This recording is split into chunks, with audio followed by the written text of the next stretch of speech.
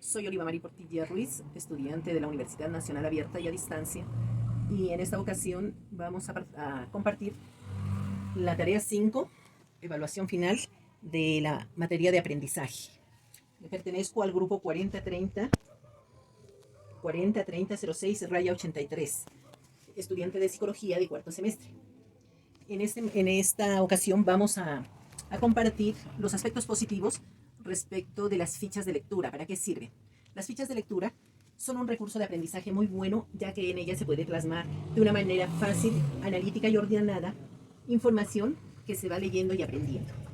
Con estas fichas de lectura se logró aprender y comprender la teoría de aprendizaje con énfasis en el conductismo y los fundamentos que el aprendizaje necesita para ser explicado de la mejor manera. En las fichas de lectura se pudo comprender que el aprendizaje es un proceso, no es un producto. Sin embargo, como este proceso se lleva a cabo en la memoria, podemos inferir que ha ocurrido a partir de lo producido por los estudiantes y el desempeño teniendo en cuenta sus creencias, conductas, actitudes, además de sus entornos sociales, haciendo que los estudiantes interpreten y respondan a acontecimientos tanto presentes como pasados. En las fichas de lectura se ha comprendido que el conductismo considera la psicología como una ciencia que predice, controla la conducta que está regida por leyes. Las fuentes externas estimulan al individuo al actuar. También se nos pide en esta actividad destacar algunos aspectos negativos de las fichas de lectura de acuerdo a la experiencia de nuestro aprendizaje. Personalmente, detectamos a través del foro colaborativo que nuestra tutora nos hacía observaciones como la falta de habilidad para detectar las ideas principales de un escrito y socializarlo porque no se conocía de la estructura ni de la extensión. Por eso muchas veces se hierra al realizarlas. Por ello es recomendable, antes de poner en práctica la realización de dichas fichas de lectura, seguir a los estudiantes tanto cómo ir estructurándola, tanto en la extensión que deben tener y además de eso, realizar unos ejemplos para mejor comprensión. A continuación, vamos a compartir nuestro cuadro comparativo respecto a los estilos de aprendizaje. En este cuadro comparativo encontramos los diferentes tipos y teorías de aprendizaje con sus respectivos autores, destacando principalmente su análisis y sus características principales de cada uno de ellos. Tenemos a William James, que él en su teoría propone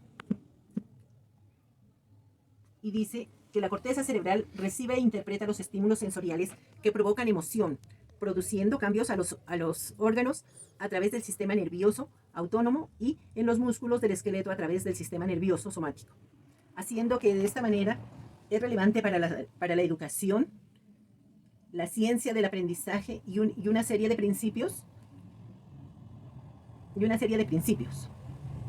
Análisis del aprendizaje. Realiza un análisis reflexivo en torno a su libro Principios de la Psicología, en el cual señala que los principales aportes de los desarrollos conductivistas, cognitivistas y gestálticos, además de los construccionistas, que le siguieron en su ejercicio teórico como práctico. Estos estilos de aprendizaje. 1. Bases psicológicas de la educación se concreta en la organización y adquisición de hábitos. Los hábitos proceden de los instintos de su valor educativo, es que simplifican los movimientos, los hacen adecuados y disminuyen la necesidad de atención constante. Los padres y los profesores deben promover actos habituales, siendo partícipes en el proceso de educación de sus niños. El tratamiento del problema de la emoción. Las emociones son el resultado que está antes de la causa de los movimientos corporales. La educación se basa en la epistemología. Sería el funcionamiento de las ideas, el que con respuestas a las ideas se encontraba la verdad. Las características. Las ideas simples no son copias pasivas de los datos del medio, ni ideas que forman por asociación, sino que son producto del pensamiento y del estudio. La teoría del desarrollo cognitivo nos dice que las estructuras cognitivas se van complejizando hasta que el niño da significado o sentido a la realidad, contrayendo su propio conocimiento.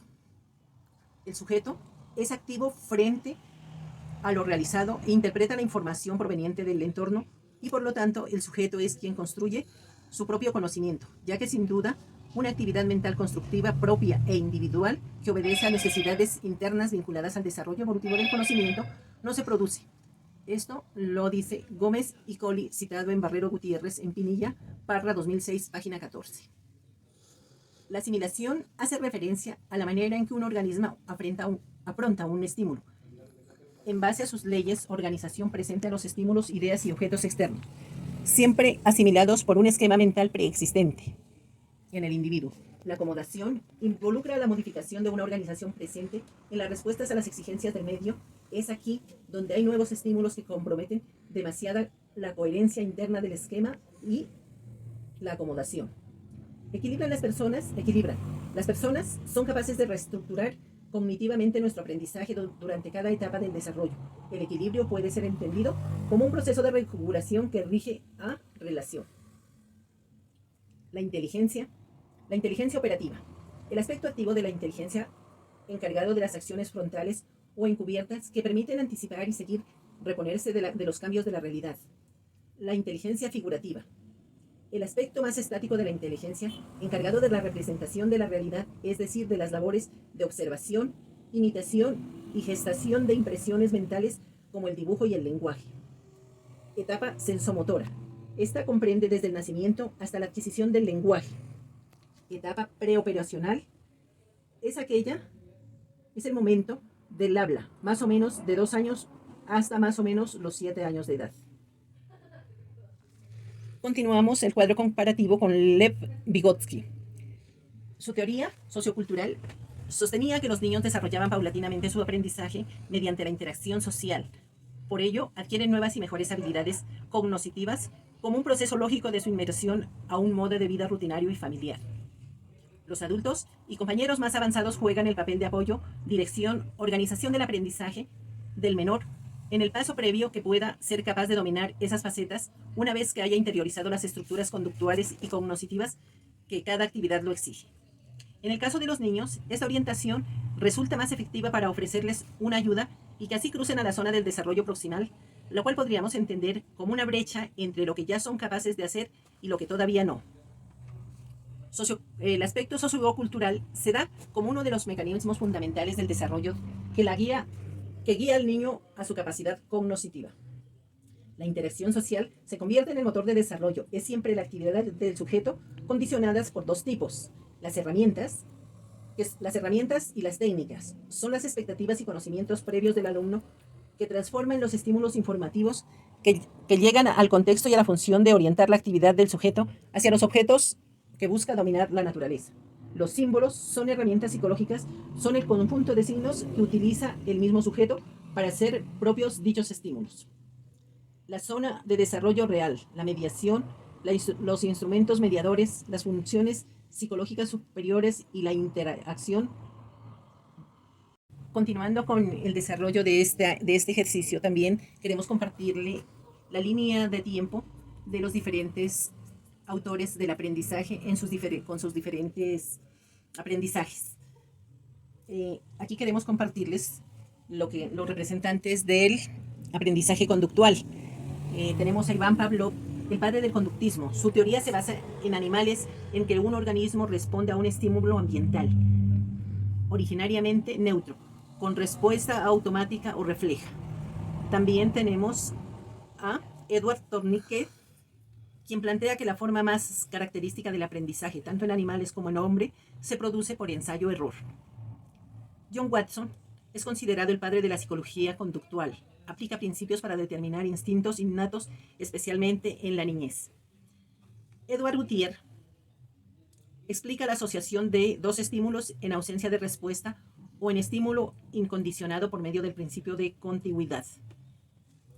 Frederick Skinner describió el condicionamiento operante o instrumental, de cual fortalece un comportamiento, el cual se sigue de un resultado. Su teoría fue desarrollada en el aprendizaje cognitivismo. Su teoría fue de Jean Piaget. Su teoría fue desarrollada intelectual por etapas. El desarrollo mental del recién nacido al adulto es una etapa progresiva que va de un equilibrio menor a un equilibrio mayor. En estos también tenemos a Lev Vygotsky. En su teoría se basa en el desarrollo cognitivo mediante la interacción social o mayor interacción social, mayor conocimiento, más posibilidad de actuar, más robustas sus funciones mentales. Mm, En el aprendizaje cognitivista también tenemos a David Ausubel, que su teoría se basa en el aprendizaje significativo, creando una asimilación entre el conocimiento que el individuo posee en su estructura cognitiva con la nueva información, facilitando el aprendizaje. Jerome Brun, su teoría se basa en el aprendizaje por descubrimiento, promoviendo que el alumno adquiera los conocimientos por sí mismo. En el aprendizaje humanista tenemos también a Carl Rogers. Considera el aprendizaje como una función de la totalidad de todas las personas. Afirma que el proceso de aprendizaje genuino no puede ocurrir sin intelecto, sin el intelecto del estudiante, las emociones y las motivaciones para dicho aprendizaje. En el aprendizaje humanista, su mayor exponente habla en Maslow, el cual lo representa mediante la pirámide jerárquica de necesidades humanas. Es una teoría psicológica sobre la motivación humana. A continuación vamos a exponer las conclusiones a las que se ha llegado con este ejercicio. Podemos decir que el aprendizaje es un proceso interactivo que se da de manera natural ante la sociedad, ante el cual da inicio desde que el niño comienza una vida intelectual con el mismo modo y todo el entorno que lo rodea. La segunda conclusión: en el entorno de la educación se debe incluir estrategias de aprendizaje y enseñanzas, teniendo en cuenta que el proceso educativo no viene solo con las responsabilidades de un docente, sino que también son parte de este proceso la familia y cada una de las personas, cada uno de los responsables de diseñar y acogerse a estrategias que conlleven siempre aprender y de esta manera poner en práctica los conocimientos adquiridos como resultado del crecimiento personal en la parte intelectual de cada persona. Un buen aprendizaje se da de un trabajo no solo individual, sino un trabajo en conjunto, ya que de esta manera se logra aprender cosas e ideas nuevas, aceptando diferentes puntos de vista de todas y cada una de las personas que nos rodean, y así logran aplicar todo lo bueno en nuestro día a día. El aprendizaje humano se vincula al desarrollo personal y se produce de la mejor manera cuando el sujeto se encuentra motivado, es decir, cuando éste tiene ganas de aprender. Para ello se debe emplear la capacidad como es la memoria, el razonamiento y el análisis de cada y todos los elementos en cada persona. El aprendizaje es un pilar muy importante en el estilo de vida de cada persona, ya que en este se realiza día a día. Se aprende de cada persona que nos rodea, de cada entorno y cada experiencia. El aprendizaje no solo se da en el entorno de la educación, en una institución, sino en el diario vivir, en el compartir de la interacción personal, profesional, social y familiar. Muchas gracias.